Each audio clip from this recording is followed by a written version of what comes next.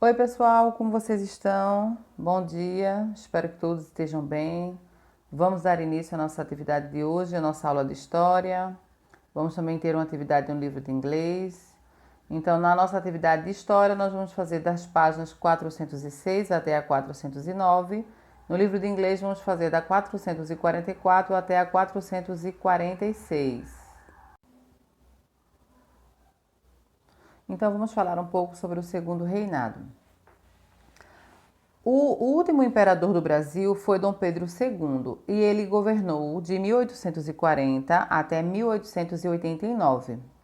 Ele ficou no poder durante quase 50 anos. Esse período foi chamado de Segundo Reinado. O governo de Dom Pedro II ele contrariou os interesses de muitos progressistas, com o argumento de que impediria a fragmentação das províncias, tá? Ele voltou a centralizar o poder, então assim o poder moderador foi fortalecido para diminuir a autonomia das províncias, que na verdade as províncias eram os estados, né? Que hoje são os estados. Do ponto de vista econômico, o segundo reinado ele foi caracterizado pelo sucesso da produção e da exportação do café. Do ponto de vista social, pelo processo de transição da mão de obra escrava para a assalariada dos imigrantes. Vieram para cá muitos imigrantes trabalharem na lavoura. Foi nessa época que ocorreu a grande expansão da lavoura cafeeira, principalmente no Rio de Janeiro, São Paulo e Minas Gerais. O café tornou-se o principal produto das exportações e os seus lucros possibilitaram um grande acúmulo de capital pelos produtores e exportadores, tá? Foi também durante o governo de Dom Pedro II que ocorreu uma importante revolta aqui em Pernambuco, em 1848, que foi a Revolução Praieira, tá? Então começou com a elite e conquistou o apoio popular. Os revoltosos reivindicavam igualdade social, queriam empregos, queriam a extinção do poder moderador, queriam também voto livre, universal e liberdade de expressão para a imprensa. A luta durou até 1850 e foi duramente reprimida.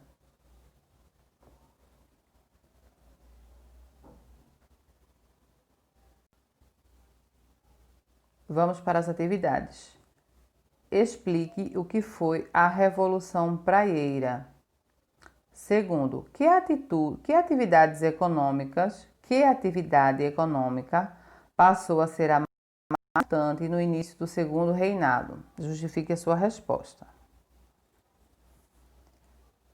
Complete o diagrama de palavras com as respostas das questões. Primeiro, qual era o nome do poder exercido pelo imperador que concedia a ele o direito de vetar qualquer lei com a qual ele não concordasse? Qual era o nome desse poder? O segundo, qual era a província que se destacou como principal produtora de café durante o segundo reinado? Terceiro, em qual província aconteceu a Revolução Praieira? Quarto, qual era o principal produto da economia brasileira durante o segundo reinado? Que tipo de trabalho passou a ser exercido pelos imigrantes europeus a partir do segundo reinado? Qual foi o principal impacto político das medidas de Dom Pedro II em relação às províncias? Vocês vão completar a cruzadinha com as respostas adequadas, ok? Vamos ver outro texto agora falando sobre a Guerra do Paraguai. Durante o segundo reinado, ocorreram muitos conflitos no país, entre eles uma guerra contra o Paraguai, que durou de 1864 até 1870. E esse foi o maior conflito armado ocorrido na América do Sul. No início do século XIX, o Paraguai era um país desenvolvido. O governo paraguaio monopolizava o comércio de erva mate, madeira e tabaco. E na área social, ele havia eliminado o analfabetismo. Uma das características geográficas do Paraguai, porém, é de não ter nenhuma saída para o mar. Por isso, dependia dos países vizinhos para manter rotas de transporte para outras regiões. Em 1864, o Brasil envolveu-se em um conflito armado com o Uruguai e o invadiu. O governo do Paraguai se opôs à invasão brasileira do Uruguai, porque controlava seus interesses políticos e econômicos. Como retaliação, o Paraguai aprisionou no porto de Assunção o navio brasileiro Marquês de Olinda e em seguida atacou a cidade de Dourados, em Mato Grosso. Em maio de 1865, o Paraguai invadiu diversas vezes o território argentino, com o objetivo de auxiliar a Argentina às investidas do Paraguai e frustrar o seu objetivo de expansão territorial. O Brasil, a Argentina e o Uruguai fizeram um acordo militar chamado de Tríplice Aliança, que recebeu o apoio financeiro da Inglaterra e possibilitou o início da guerra contra o Paraguai. Além dos soldados, muitas mulheres paraguaias lutaram nessa guerra, atuaram como enfermeiras, substituíram os soldados mortos, cortaram lenha, fabricaram pólvora, entre outras atividades. O Paraguai foi derrotado e devastado. As consequências dessa guerra podem ser percebidas até hoje. O país é considerado um dos mais pobres da América Latina e sua indústria nunca retomou a importância que tinha antes da guerra. No Brasil, a guerra possibilitou a organização e o fortalecimento do exército. Entretanto, essa mudança não foi positiva para a monarquia, pois os militares, durante a luta, entraram em contato com a pobreza e a escravidão da população e lutaram ao lado de países que tinham a república como forma de governo. E isso fez surgir entre os oficiais brasileiros a abolição da escravatura e a mudança do sistema de governo. Aí no mapa vocês estão vendo a parte que está em rosa é o território brasileiro pretendido pelo Paraguai e o que está em verde é o território paraguaio anexado pela Argentina. Agora vamos para as atividades. Primeiro, observe a imagem, leia a sua legenda e faça o que se pede. Aí aqui tem assim, do lado, a assinatura do Tratado da Tríplice Aliança, da esquerda para a direita, Venâncio Flores, o presidente uruguaio, Francisco Otaviano de Almeida Rosa, um diplomata e negociador brasileiro, e Bartolomé, presidente argentino. Letra A. Que fato histórico está representado na imagem? O que eles estão fazendo? B. Que países firmaram esse tratado, esse acordo, né? Esse tratado trouxe benefícios para o Brasil? Sim, não, por quê? Complete as frases com informações sobre a Guerra do Paraguai. O estopim para o início da guerra foi o que deu início à guerra. E o ataque à cidade de Dourados. Letra B. Durante a guerra, as mulheres exerciam diferentes funções. Elas atuavam como enfermeiras, substituíam os soldados que foram mortos, cortavam lenha, fabricavam o quê? Cuidavam do abastecimento do acampamento, entre outras atividades. Nessa guerra, as mulheres exerceram funções até então ocupadas apenas por... Observe novamente o mapa Guerra do Paraguai, da página anterior, e identifique quais países fazem fronteira com o Brasil e quais são os rios que podem ser acessados pelo Rio da Prata. Você vai observar no mapa da página ao lado e vai escrever, tá? Vamos para a atividade no livro de inglês. Nessa primeira atividade, você vai observar as disciplinas em inglês, tá? Então, nós vamos estudar o nome das disciplinas. Então, matemática, português, inglês, certo? E embaixo vocês têm os símbolos, tá? Os ícones que representam essas disciplinas. Então, English, Geography, Break, que é uma pausa, um intervalo, Information Technology, Art, que é artes, e Biology, que é biologia. Aí embaixo você vai você vai associar os ícones às aulas correspondentes. Então, na aula de artes, qual é o ícone que você vai colocar? Letra A, B, C, D, E, F, G, H.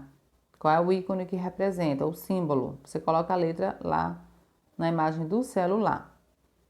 No segundo quesito, você vai observar atentamente as figuras e vai completar as frases, tá? Então, this is a math class. Eles estão tendo aula de quê? Matemática. Depois, this isn't art class. Estão tendo aula de artes. Você bota em inglês, escreve em inglês, tá? Depois eles estão tendo aula de tecnologia. Depois eles têm um mapa mundi. Vocês acham que é aula de quê? De geografia. Depois eles estão no laboratório de ciências. Como é ciências em inglês? Science. E por último, na letra F, eles estão tendo uma aula de educação física. Como se escreve educação física em inglês, tá? Então, this is a physical education class, aula de educação física. Vamos para a próxima atividade. No terceiro quesito, você vai escrever a que aulas essas atividades elas se referem, tá? Então, você vai escrever em inglês. Na letra A, ginástica e esportes, praticando ginástica e esportes. Na letra B, grammar, gramática, é aula de quê? Letra C, solving numeric problems, está resolvendo problemas numéricos, em que aula? Letra D, reading maps, lendo mapas, em que matéria? Letra E, health tips, tipos de saúde. Letra F, drama, comedy and tragedy factories. E letra G, about science people, trabalhando sobre pessoas antigas, coisas de antigamente, qual a disciplina. No quarto quesito, você vai observar as imagens e vai escolher aquela que representa a aula indicada. Então, Maths, aula de quê? Science, Story, Physical Education. Embaixo você vai completar as frases. My favorite class, minha aula favorita é... A letra B, I am bad, eu sou ruim em a matéria que você é mais fraquinho. Mas eu sou bom em qual matéria? E I don't like, eu não gosto de qual matéria? Letra C, my best friend likes, o meu melhor amigo gosta de qual matéria? Mas ele não gosta de qual? Você completa. Bernard don't like, ele não gosta, mas ele não gosta de qual? No segundo, você vai entrevistar e vai descobrir qual é a matéria favorita dele, tá? Então, his favorite class. Qual é a aula favorita dele? Qual é a aula? Letra B, his least favorite class. Qual é a aula de que ele menos gosta? Letra C, em qual aula ele se sai melhor? Letra D, qual aula que ele mais gosta na escola? E do que ele menos gosta na escola. Se você tiver como entrevistar alguém, ótimo. Se você não tiver como entrevistar, também não tem problema, certo? Então, façam a atividade com bastante atenção, calma, respondam tudo direitinho e depois envie para a correção. Fiquem com Deus e até a próxima. Antes que eu me esqueça, temos aí uma cruzadinha, que é para vocês observarem o diagrama, certo? Você vai procurar o nome das disciplinas em inglês e você vai montar um horário escolar semanal nos dias da semana. Monday, Tuesday, Wednesday, Thursday e Friday. Então, os dias da semana, né? Segunda, terça, quarta, quinta e sexta. Você pode escrever o seu horário de aula normal mesmo que você tem, certo? Então, agora sim, ótima atividade, ótimo desempenho, façam com calma. Beijos e até a próxima.